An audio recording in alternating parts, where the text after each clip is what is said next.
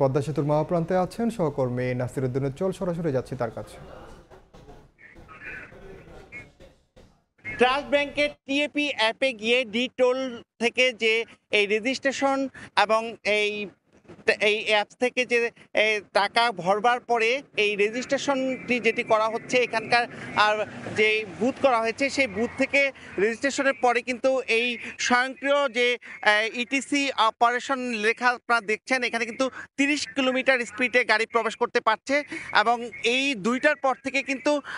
তাদের নিজস্ব গাড়িগুলো এই স্বয়ংক্রিয় পদ্ধতিতে পার হচ্ছিল, কিন্তু সর্বশেষ যে একজন সাধারণের গাড়ি কিন্তু 5টা 13 মিনিটে অতিক্রম করেছে এবং এটার মধ্য দিয়ে কিন্তু তাদের যে এই লাইভ পাইলটিং সেটি শুরু হয়ে গেছে এবং তারা বলছেন যে এই 10 থেকে 15 দিন তাদের এই যে নানা রকম চ্যালেঞ্জ আছে, কোথাও কোথাও এরর হচ্ছে, সেগুলোকে ঠিক করে দিচ্ছেন এবং 1 অক্টোবর থেকে কিন্তু পুরো দমে এই কাজটি চলবে এবং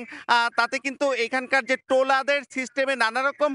যে ডিজিটালাইজেশনের সুফল সেটি পেতে থাকবে এবং এখানকার যে জট সেই জটটি কিন্তু কমে আসবে। তারা বলছেন যে এই দুই পারেই যে এই পদ্ধতিটি চালু রয়েছে এই ক্ষেত্রে কিন্তু কিছু ট্যাগ যেটি বিআরটি এর ট্যাগ সেগুলো নিয়ে প্রবলেম দেখা দিয়েছে শুরুর দিনেই। সেটি হচ্ছে অনেককে গাড়িরই কিন্তু যে ডিজিটাল প্লেট রয়েছে এবং সেখানে যে গাড়ির মধ্যে ট্যাগ লাগানো আছে সেই ট্যাগটি কিন্তু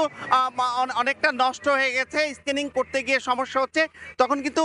তাদের নিয়ম অনুসারে নতুন ট্যাগ লাগাতে হচ্ছে, কিন্তু সেই ট্যাগের জন্য কিন্তু ইকুরিয়ায় যেতে হচ্ছে অথবা ভাঙায় যেতে হচ্ছে। কিন্তু সেতু কর্তৃপক্ষ এবং এই সেতু ব্যবহারকারীদের দাবি হচ্ছে বিআরটি এর একটি বুথ এখানে স্থাপন করা এবং সেই বুথের কিন্তু ইতিমধ্যেই জায়গা রাখা হয়েছে যেখান থেকে এই রেজিস্ট্রেশনটি করা হচ্ছে, তার পাশে কিন্তু সকল ব্যবস্থা রাখা হয়েছে। এখন বিআরটি এর এই সুমতির প্রেক্ষিতে কিন্তু এই বিড়ম্বনা থেকে মুক্ত হতে পারে এবং যে আরএফআইডি ট্যাগ সেই ট্যাগটি যদি সঠিকভাবে লাগানো হয় অনেক অপরাধও কিন্তু নিরাময় হবে, কারণ ডিজিটাল প্লেটের মাধ্যমে কিন্তু স্বচ্ছতা স্পষ্ট হবে। এর মধ্য দিয়ে কিন্তু দেশের যে সড়ক পথের যানবাহন সেগুলো গতি যেমন বাড়বে এবং স্বাভাবিকভাবে কিন্তু মানুষ পারাপার হতে পারবে। তো এই ছিল পদ্মা সেতু থেকে সবশেষ।